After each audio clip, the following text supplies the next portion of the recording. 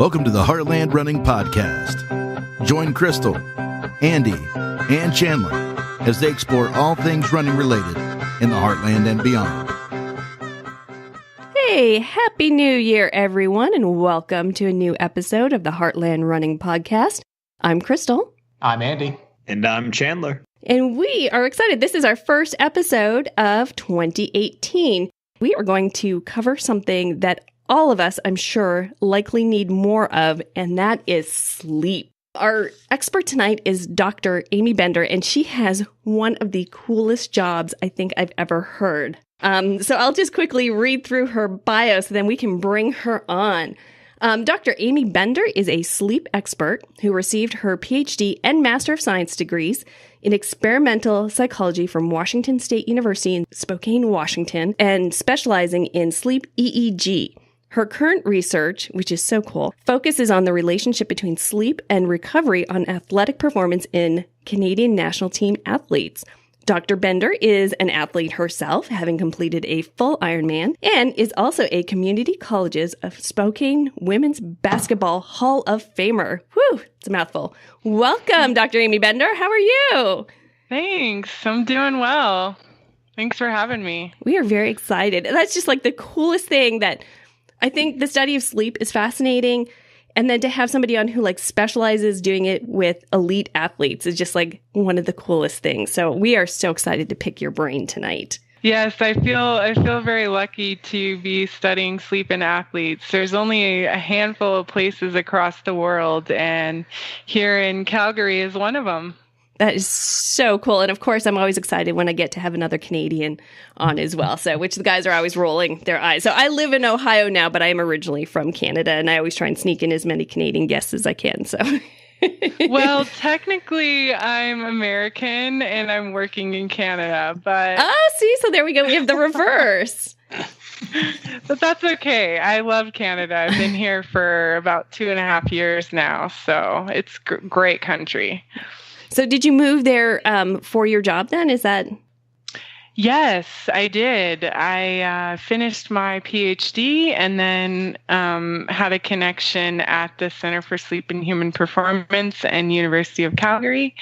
And they were doing work on sleep in elite athletes and have been here working with athletes ever since. Well, that's so cool. Well, and that explains why you'd moved to Calgary, because not a lot of people decide to move to Calgary, especially, for winters. I love the Canadian Rockies being nearby. It's amazing just being able to be in epic nature, within an hour away. So it is beautiful. So let's get started. How did you first get interested in the study of sleep, and then specifically in athletes? I got my BA in psychology at Cal State San Bernardino, and was kind of looking for. I always kind of wanted to be a scientist, and was looking for kind of a new job. I was transitioning, and my aunt was a sleep technologist, and so she kind of got me interested. And I went to her work. I just followed her around and became very interested in that, and then landed a job at Washington State University at the sleep lab there, and then ended up going to graduate school a few years later. So I started off as a sleep technologist and then got my master's and my PhD, and then knew that I kind of wanted to work with athletes, just being an athlete myself. Being a 3-sport athlete in high school and then doing college basketball, and, the Ironman and all that kind of stuff. And so I knew I wanted to work with athletes in their sleep and help them get better sleep, and just had a connection with Dr. Samuels at the Center for Sleep and ended up getting a fellowship there and have done a lot of research since. So I'm really enjoying it so far. So I understand congratulations are in order, and actually for 2 reasons, because I know when we first started trying to set up this interview, we had to postpone it a little bit because you had just had a baby. So congratulations on that. And then now also thank you for, taking time out and doing this now this wasn't your first baby either. So you have a couple running around, don't you? I do. Yes. I recently, about a week ago, I had 3 under 5. Oh. But my son just turned 5 this weekend, so I can't use that excuse anymore, I guess. But my youngest is 4 months old. Yeah, so that's still a good excuse. So you can hold on to that one.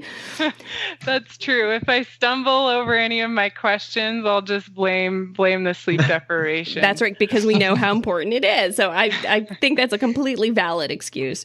And then the other congratulations, too, which I think is kind of a baby in a different way, is I understand that you recently received an award for your groundbreaking work in developing an online tool that accurately identifies sleep disturbances in elite athletes and recommends effective treatment plans. So that is so cool. So can you talk to us about that?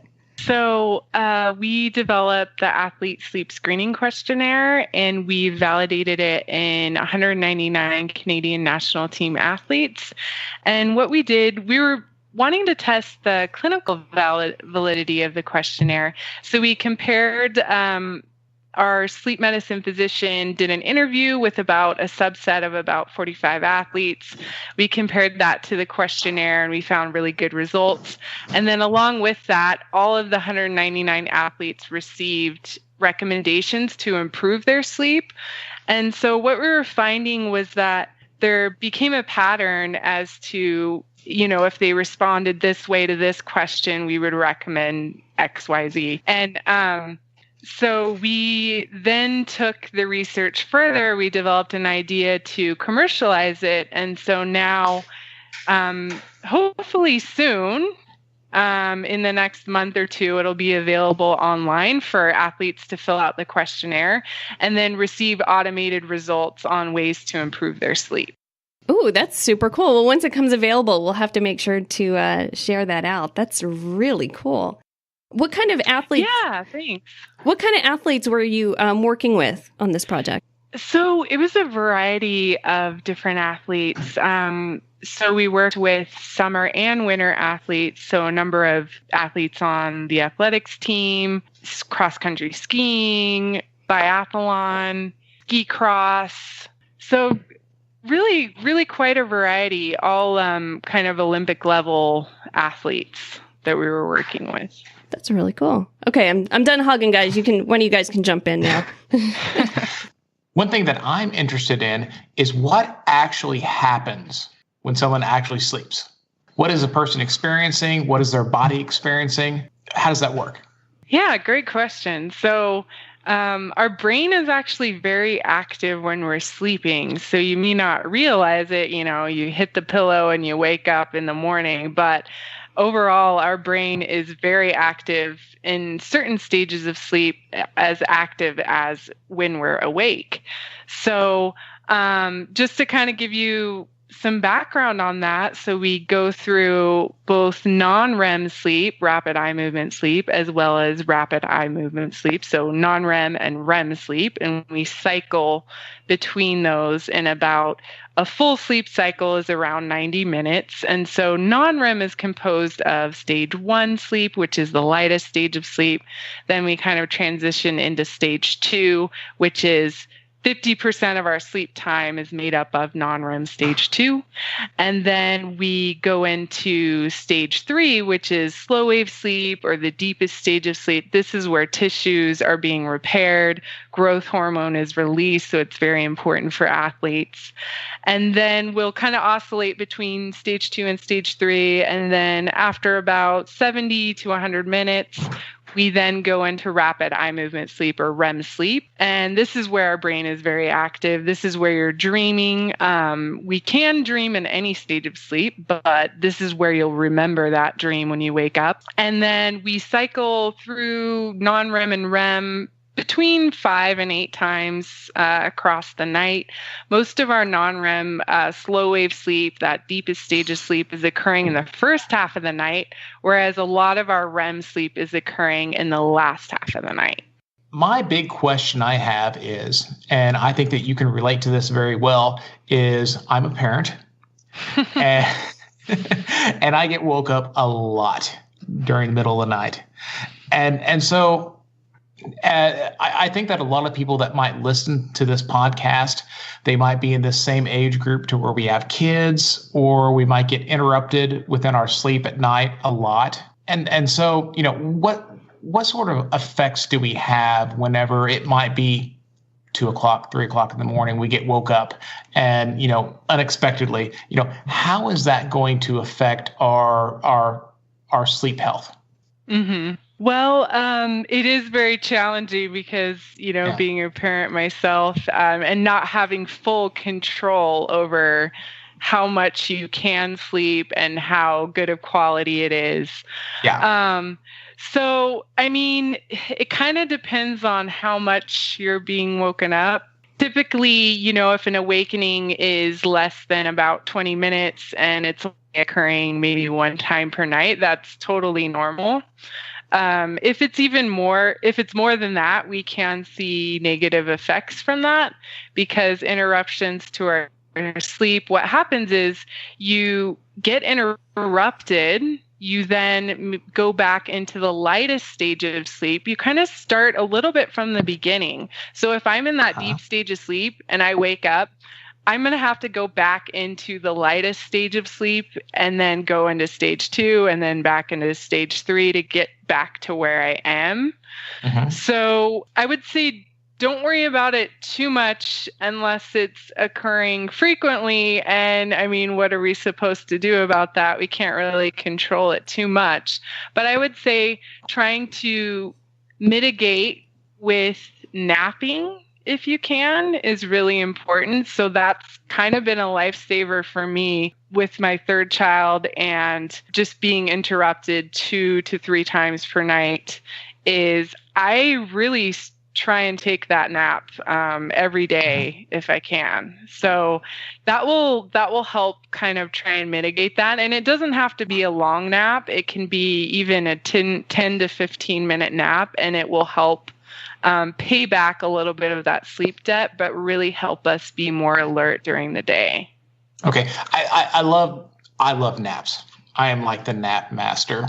And sometimes I feel like maybe I'm napping too much at some point. So how long of a nap is too long of a nap? Because let's say I go out on a Saturday morning and do a 16-mile long run, and then come home, do my morning, all of a sudden afternoon, the nap monster attacks.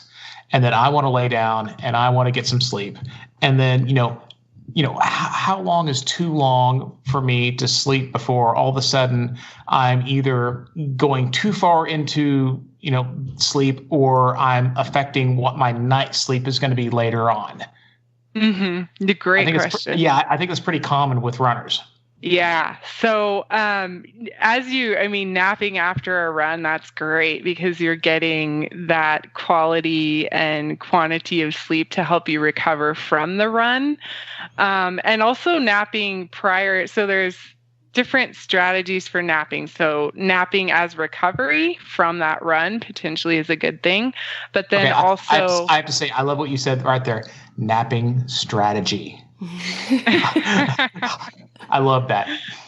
I'm sorry. But then napping prior to a workout too can be beneficial because you're going to be more alert, you're going to have more energy, and you're going to, feel more productive and probably be more productive on the run. So just to kind of throw that out there, depends on what you want from the nap. But for us, we recommend athletes sleep between the hours of noon and 4 p.m. And if you're getting sufficient sleep at night, we would recommend more of a smaller or a shorter nap, 15 to 20 minutes, so that you're not getting into the deeper stages of sleep where you're waking up feeling groggy. If you are not getting as much sleep as you'd like per night, if your training time starts really early and you can't get a full 7 to 8 hours of sleep per night, we would recommend more of a longer nap, maybe 90 minutes up to about 2 hours. You don't want to go any more than 2 hours because then you start affecting your nighttime sleep. And then to try and cut off those naps around 4 p.m. if you can, because then it won't be impacting the time it takes you to fall asleep at night as well. If you're like those recovery type naps, you would want to get into that deeper stage of sleep. So that would be more of the 90-minute type of nap that you would want to do. Okay, so getting into that deeper sleep, what is the benefit of going into there in terms of recovery from like a hard workout? Well, so and I should qualify. So about 90 minutes, you'll be getting all the stages of sleep. And then if you're just wanting to get that deep stage of sleep, that first kind of slow wave sleep, that occurs at around the 20 to 25 minute mark and can occur for maybe 10 to 20 minutes longer. So if you add all that up, that'd be maybe about a 45-minute nap where you would be getting into that slow wave sleep and where that growth hormone will be released and your tissues will be repaired. Awesome. Thank you. So I was wondering, how do we determine how much sleep we actually need? Because, I've heard varying things like you need 8 hours. And I've heard read some things like you need 11 hours of sleep a night, which seems way too much. So how do we as regular people determine how much sleep to get? That's a great question. So it's kind of been elusive in the sleep field. It's a very difficult question to answer because there's so much variability in the amount of sleep that we need. There are such people as short sleepers who don't need as much sleep as the general population, but that really only takes up about 1% of the population. So if you're out there saying, I can get by on less than 6 hours per night, the likelihood is very slim because that's only about 1% of our population that needs 6 or less hours of sleep per night. The majority of healthy adults need between 7 and 9 hours. So that's the recommendation. And it is kind of quite a large range. So trying to figure out how much sleep you actually need can be kind of challenging. But my recommendation would be one of the recommendations out there is go on vacation where you have no constraints. You don't have to get up early for work. You don't have a lot of things going on. You can relax and just see how much sleep you need across, a 4 or 5 day period, kind of average it out and see how rested you feel based on that. Wake up naturally without an alarm clock. For those of us who don't go on vacation too often or have children waking us up, if we do go on vacation, just trying to figure out, within that 7 to 9 hour range, how rested do you feel during the day? I mean, can you wake up without an alarm clock after a certain amount of sleep? Are you, not having too much caffeine throughout the day? Are you feeling alert for the most part? And that way you can really try and find that sweet spot. So if you're not waking up with an alarm, if you're not drinking a bunch of caffeine, those are good signs that you're getting enough sleep. All right. That's pretty, actually sounds like a good idea. I've never thought about that, about choosing different times and figuring out which one works best. I'm going to have to remember that one. Well, yeah. So far she's my favorite guest ever because she's telling me I have to take naps and go on vacation. Yeah, can I get a doctor's note and bring it to my boss? I was thinking the same thing. A round of doctor's notes for all of us here. That'd be great. Yes, please. All right, I will. I'll hook you up. All right. With the PhD. We don't talk about that part. We hear a lot about the term circadian rhythms. It's in a lot of stuff. No, they're important, but can you explain what it actually is and why they are important and why we should care? Okay, I have no idea what that is. Okay, let me break it down for you. So there are two main processes that regulate our sleep-wake cycle. The first process is the homeostatic process. And what that means is basically the longer you've been awake, the more likelihood you will want to sleep. And then also if you've just woken up in the morning, you don't have much of a sleep pressure. You don't have much of a sleep need. So you aren't as tired. And then that works also for napping. So if let's say I take a 3-hour nap in the afternoon and I wake up at 5 p.m., I'm not going to be tired enough to go to sleep that night. So homeostatic system is just sleep pressure across the day, depending on how much you've slept previously. But we also have the circadian system. So the circadian system is independent of prior sleep-wake history. So it has nothing to do with how much you've slept. It's just our fluctuations in alertness and sleepiness across the day. And so most of us have about a 24-hour circadian rhythm. So we could consistently go to bed at a normal time. And I will clarify that the majority of people, about 75%, are slightly longer than 24-hour. So the majority of the population would lean more towards being an evening type. So they want to stay up a little later, wake up a little later, versus those who have a shorter circadian rhythm than 24 hours. Those would be more of the early birds who want to go to bed early and wake up early. Yeah, our circadian rhythm, it certainly plays into our sleep wake cycles. And just to kind of give you an example, I worked in my graduate days, sleep deprivation studies. And one of the studies was 62-hour sleep deprivation. So 62 hours without sleep. Oh, before you jump in, how do you keep somebody up for 62 hours? I know, it's kind of crazy, and you can't even touch them. You're not allowed to touch them. What you have to do is just basically call out their name. You have to do kind of, more games and alerting activities, but you don't want to be too exciting. So basically, if I saw someone falling asleep, if they were doing testing and we were in a separate room, we were watching them through video camera, we would get on the microphone and call out their name, and then they would wake up. But so it was interesting to me working these studies, not really knowing much about circadian rhythms, and realizing that at hour 60, depending on the time of day, so they went to bed about 10 p.m., so hour 60 out of 62 would be about 8 p.m., they would be super alert. And part of that, they were excited about going to bed, of course, but they would be super alert on hour 60 versus on where they were in their circadian cycle.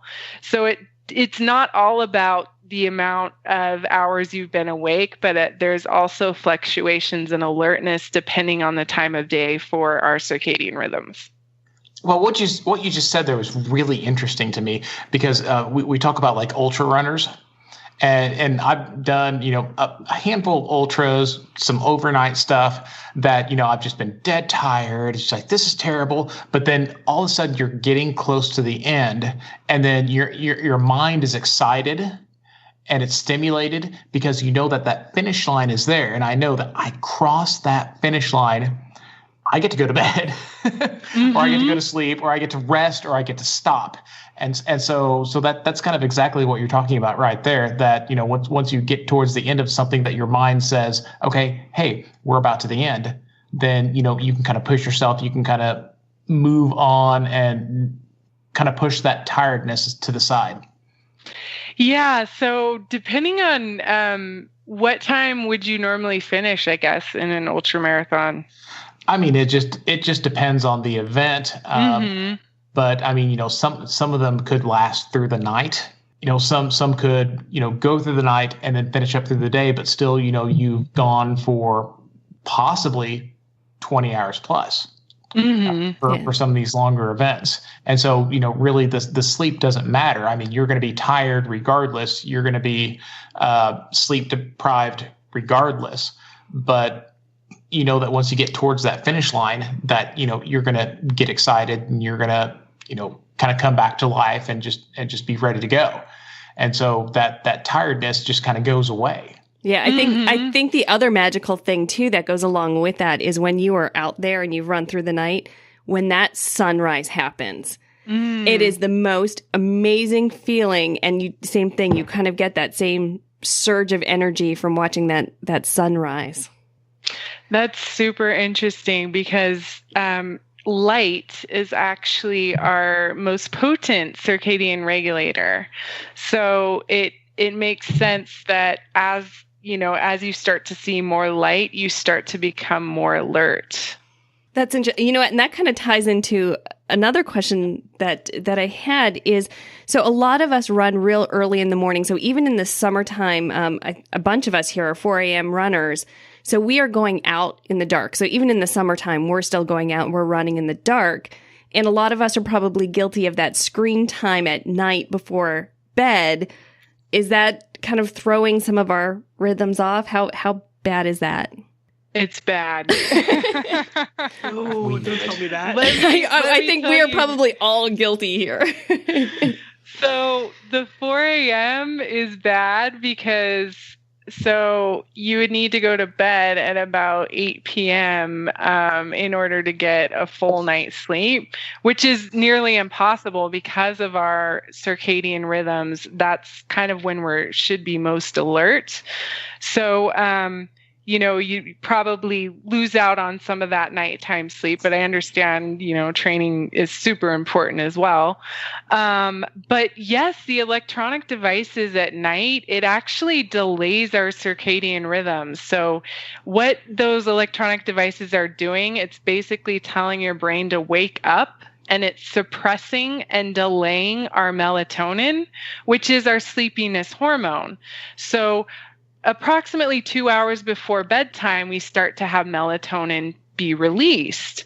And for a lot of us, kids are in bed, we can relax, we want to kind of catch up on social media.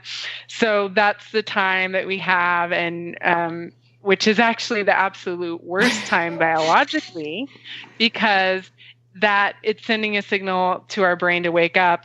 It's, as I mentioned, suppressing our melatonin and delaying our melatonin so that it makes us be more like a night owl rather than wanting to get up at 4 a.m. So in that instance, you would the best thing to do is put the electronic devices away at least an hour before bedtime, which is very difficult to do. And we know that in the research we've done with our athletes. But there are these things called blue blocking glasses that you can use, and they're very inexpensive. You can get them on Amazon for probably less than $20. And what the blue blocking glasses do is it blocks that blue light, which is what we're most sensitive to.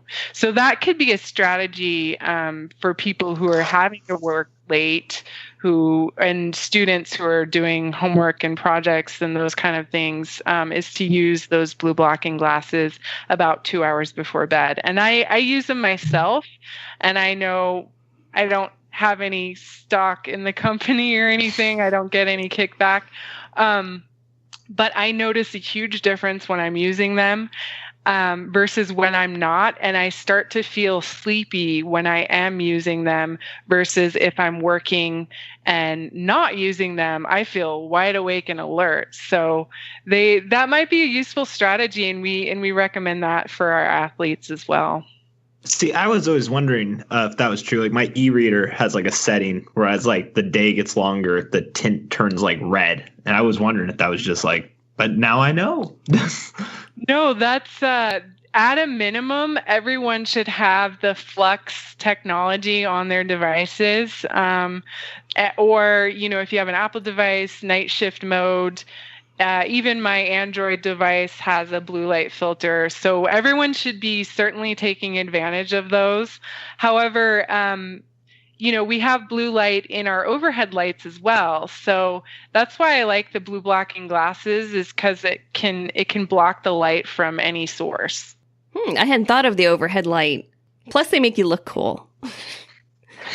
Well, the ones that I have make me look like a grandma. So not all of them make you look cool, but you want to look for those orange, dark orange colored. And that kind of correlates with the blue blocking.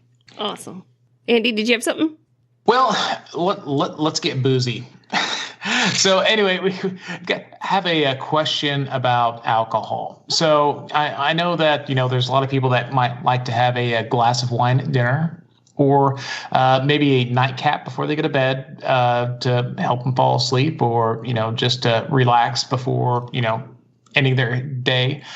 So what are your thoughts on alcohol and how they affect your sleep? So alcohol, it certainly helps us fall asleep quickly, but it impacts our sleep quality. So it makes us wake up more during the night. So as that alcohol is being metabolized, we wake up more. We get less of those deeper stages of sleep. And so it leads to more interruptions and more arousals during the night.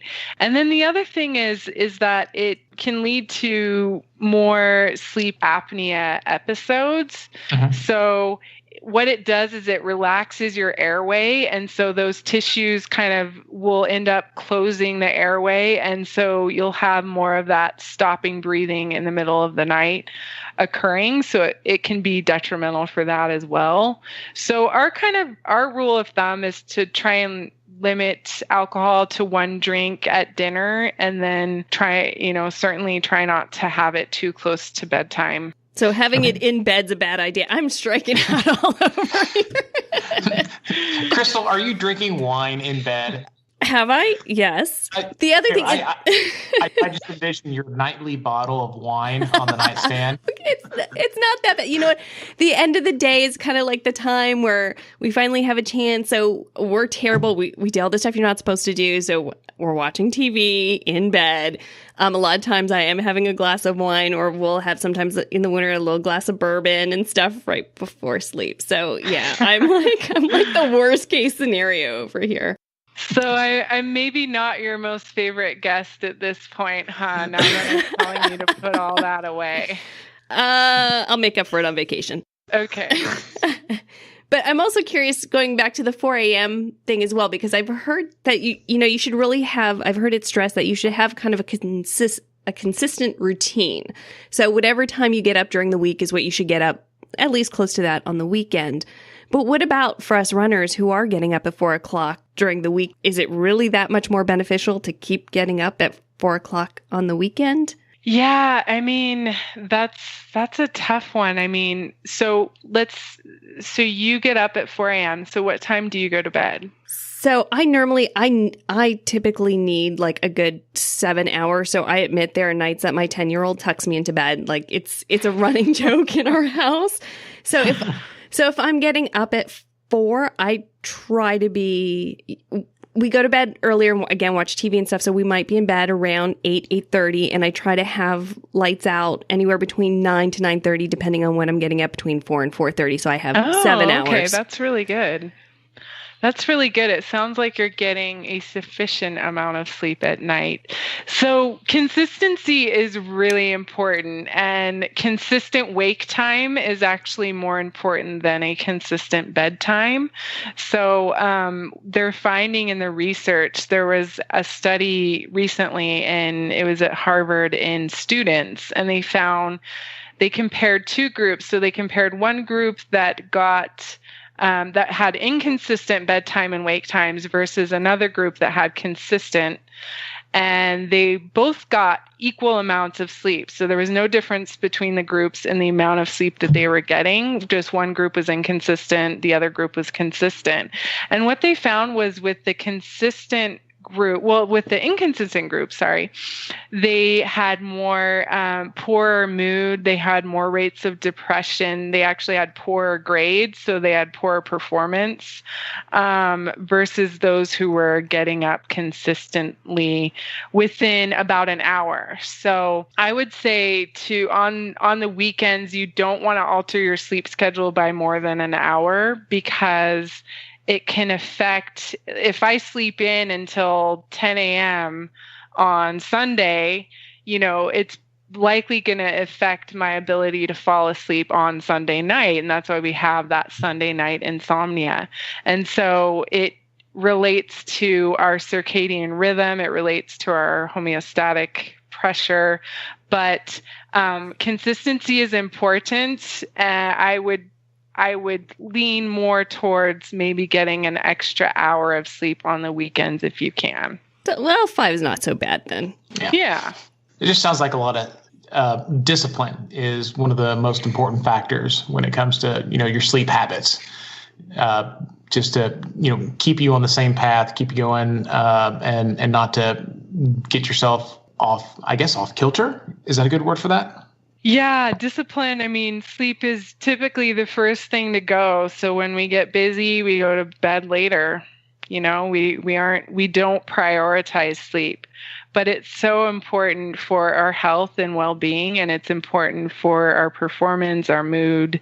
It affects every single cell in our body. Okay, so you work with athletes, and you're helping them to optimize their sleep, and in particular while they're traveling.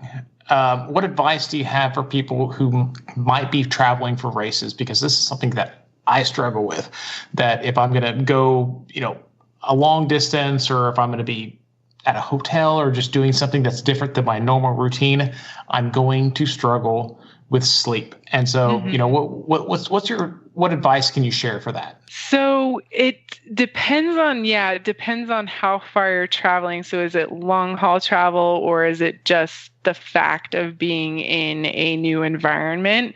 So to kind of deal with a hotel, a new environment, let's say you have. Let's break this into two different questions. So Okay. Let's say let's break it down to, you're just traveling someplace different. You're in a different bed. I love my bed.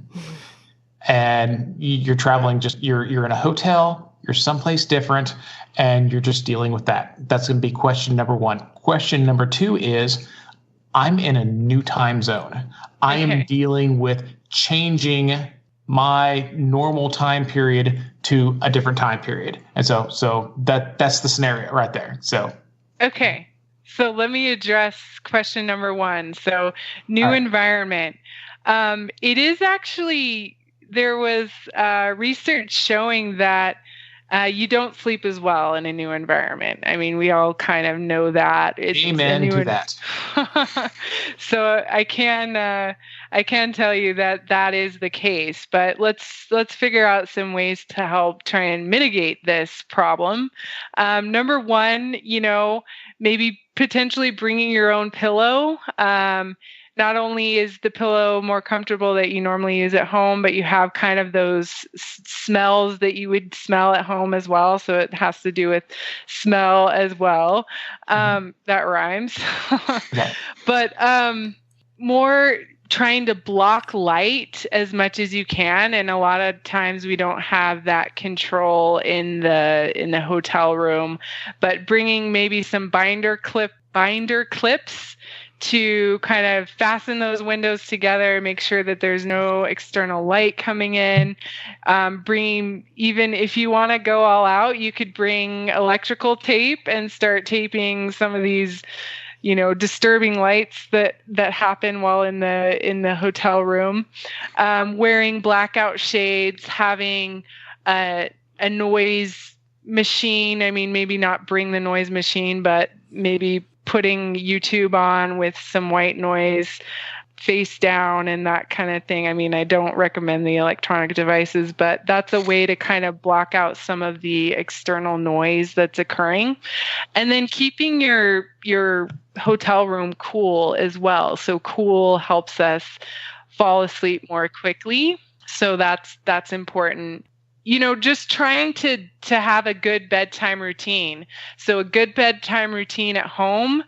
And, you can certainly take that with you when you're traveling as well. And that will help try and mitigate some of the problems sleeping in a hotel. If we get to the second question, so you're traveling multiple time zones. So usually time zone travel of less than 3 hours is typically not a problem. It takes about 1 hour for each time zone change. So for each hour time zone change, it takes about a day to adjust to that. So if you're, only traveling 2 time zones, it shouldn't take too long for you to adjust to that time zone. But if we're talking about 8 hours, let's say you're traveling to Europe, you're traveling east, there's certainly some things we can do to help prepare ahead of time. So number one, 3 days before departure, you want to start get up earlier an hour each day, and then really get that light early on in the morning, because that's going to help advance our circadian rhythm to the European time zones. And then trying to block light at night. So just as I mentioned that, if you're using that electronic device and you're getting up at 4 a.m., that's bad, because it's going to start shifting you the other way. So you need to block that light at night to help advance your circadian rhythms to that time. And melatonin is actually useful when traveling east as well. So taking melatonin, a very small dose, 0.5 milligrams, in the 3 days prior to departure, about 2 hours before bedtime, will help kind of get your circadian rhythms on the new time zone more quickly.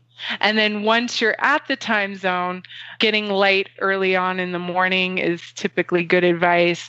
And then having that bedtime routine, taking that melatonin 2 hours before bedtime is generally good advice. If we're traveling west, so if you're doing a race in Australia, let's say, you would want to do the opposite. So you'd want to go to bed later and get up later, and then get that light in the evening and block the light in the morning as much as you can.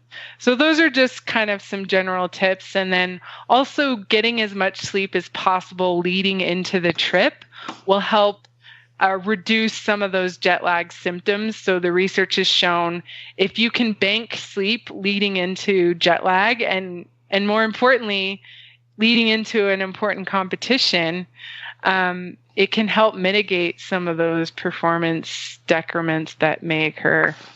I love that. That's actually very logical whenever you think about it. And that's one of the things that has concerned me. I'm wanting to put my name into the lottery for the London Marathon. I mean, that's kind of one of my goal races that I want to do. It's just so exciting for me. But I mean, I'm just concerned about, how am I going to handle that difference in time? Because I know I'm not going to be able to go there a long period of time beforehand to acclimate to that time. What can I do prior to that to make sure that I'm not struggling, or I'm not dealing with sleep deprivation or jet lag or anything like that? So that all makes very perfect sense. Thank you very much. Yeah. We actually did a study in London marathoners. Okay. Can you tell us a little bit about that? Sure. So we're in the process of writing up the manuscript right now, but we gave them the athlete sleep screening questionnaire, the questionnaire I was talking about earlier, and got about 1,000 marathon runners to complete the questionnaire. And they mainly, obviously I wasn't there, so we have some colleagues in London in the UK, and they went to the expo and tried to recruit runners that way, and we ended up getting 1,000 runners to complete it. So it was pretty significant numbers there. And what we found overall was that there is actually a lower prevalence of sleep problems in the marathon runners than what we see in the Canadian national team athletes. So typically we'll see about a quarter of athletes being flagged as having a sleep problem, which is actually less than what you see if you're using just a general sleep questionnaire. So previous research had shown about 50% of athletes, if they use a general sleep questionnaire, are flagged as having sleep problems. When you use the athlete sleep screening questionnaire, it's much less. It's about 25%. And we've validated that in athletes. So we're pretty confident that that's a relatively good number, accurate number that we're seeing. And what we saw in the marathoners was that they were about 15%. So there was less likelihood for sleep disturbance than what we see in our other athletes. Wow, that is neat information. I have even more cooler information for you based on that study. So we broke down the groups between fast runners and slow runners. So we categorized them, the fast runners based on good for age times. And then we looked at their various sleep variables. And we did find kind of the biggest. We found that younger runners obviously were faster, and then we found that male runners were faster than female runners. But when we got into kind of the details of the questionnaire, we found that use of a cell phone before going to bed, those who didn't use a cell phone versus those who used a cell phone daily, the faster runners didn't use a cell phone an hour before bedtime. We found that the faster runners, and this is an association, so it's not causation. It's not that, it's just that those runners who didn't use a cell phone had better times. We also found that the faster runners started their training time much earlier, so they awoke much earlier than those there was a category of those who normally started their day around 11 a.m., which is kind of crazy. But faster runners were more of those early morning types. Let's see, what else am I thinking? Oh, less sleep latency. So those who were able to fall asleep more quickly had faster running times. Those who didn't snore or gasp for air tended to have faster running times. So the effects, we're talking about 1,000 people. So the more people you have, the more likelihood for a significant result.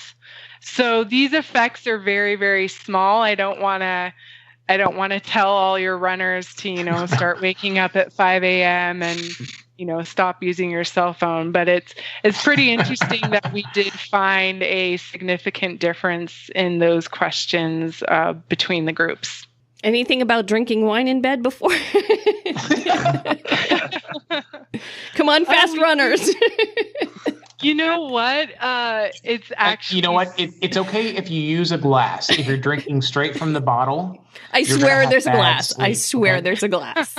Bad sleep. So it is kind of funny that you mentioned that, because when we were first doing the analysis, we found that those people who drank more actually had faster running time.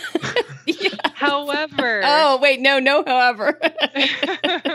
However, those who drank more were likely to be younger. And so when you control for age, it totally takes away the result. So it wasn't middle-aged women doing that. No, unfortunately not. Well. Oh, well. I got to try. So we talked about marathons. I want to switch over a little bit to some questions for some of our ultra marathoners. That's what my focus will be again for 2018. And I have some runs that will be taking place over the night. And then my big run again will be attempting a 100-mile race. And so that's going to be, around 24 hours is the time that we're looking at. And we have other people who are doing similar.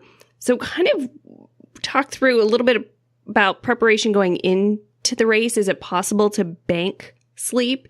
Is there any way to deal with the sleep deprivation? And then once the race is done, is there any kind of considerations for recovering, one, from physically, but then also from having that lack of sleep?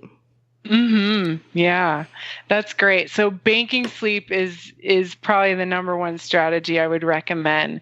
So at least a week before the competition, you want to try and get as much sleep as possible as you can. So maybe delay your training times a bit so that you can sleep in more than you normally would.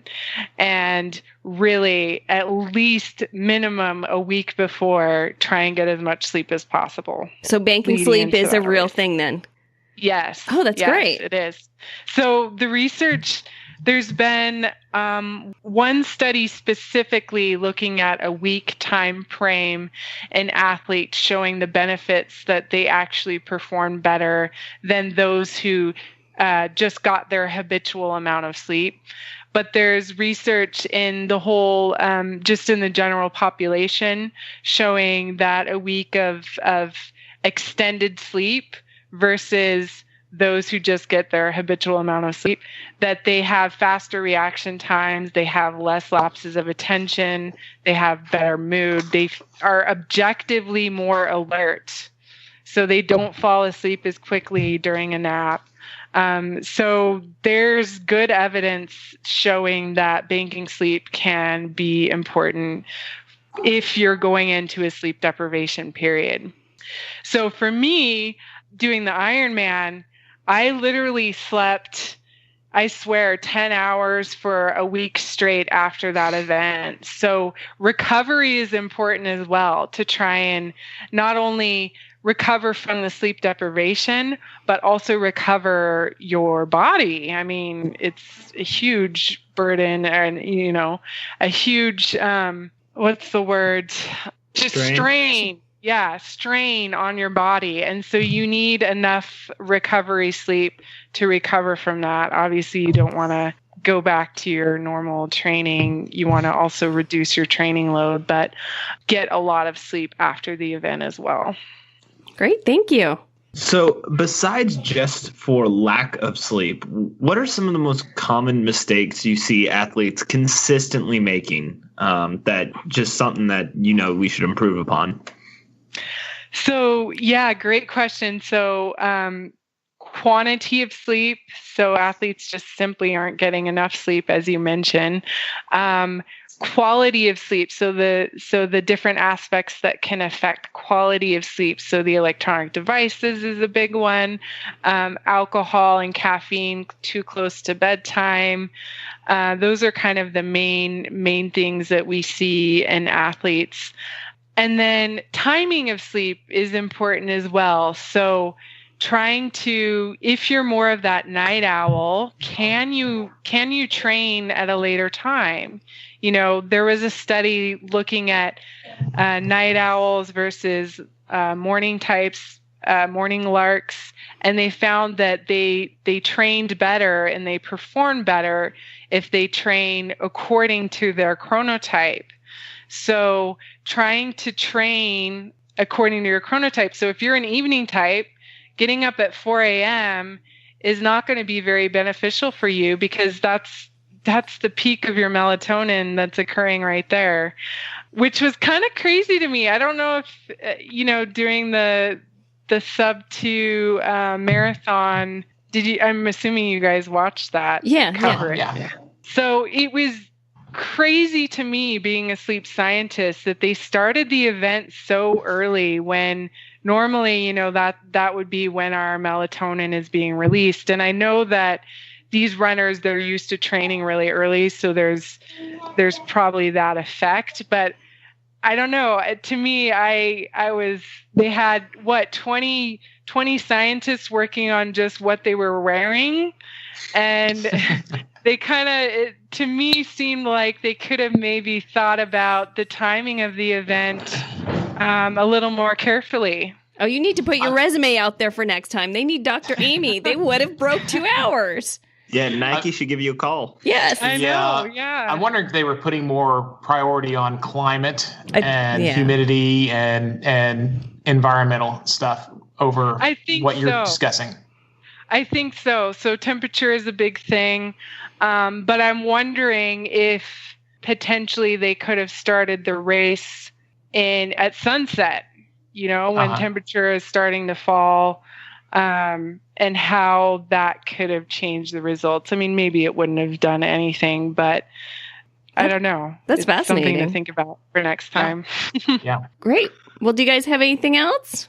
Think that's everything. All right. Well, go ahead, Chandler. Why don't you take us out?